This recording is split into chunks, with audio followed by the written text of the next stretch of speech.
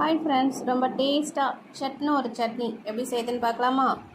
ஒரு வானல் எடுத்துக்கோங்க. தேவையான அளவுக்கு எண்ணெய் விட்டுட்டு 10 சின்ன வெங்காயம், ஒரு காஞ்ச மிளகா, 2 பச்சை மிளகா, 5-6 பல்லு பூண்டு, ஒரு துண்டு இஞ்சி சேர்த்து நல்லா வதக்கிக்கோங்க. ஒரு மீடியம் சைஸ் தக்காளியும் கட் பண்ணி அது கூட சேர்த்துக்கோங்க. தக்காளி வதங்கிறதுக்கு கொஞ்சமாக உப்பு சேர்த்துக்கோங்க. தக்காளி வதங்கினதும் 2 ஸ்பூன் அளவுக்கு துருகுன தேங்காய் சேர்த்துக்கோங்க. கூடவே கொத்தமல்லி தழையோட காம்பு பகுதியை சேர்த்து நல்லா வதக்கிக்கோங்க. இது சட்னி நல்லா டேஸ்ட்டும் வாசனையும் கொடுக்கும்.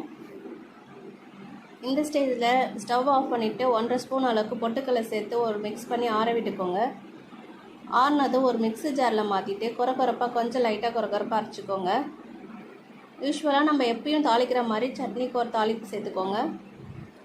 தாளிச்சதை சட்னியில் கொட்டி மிக்ஸ் பண்ணிக்கோங்க.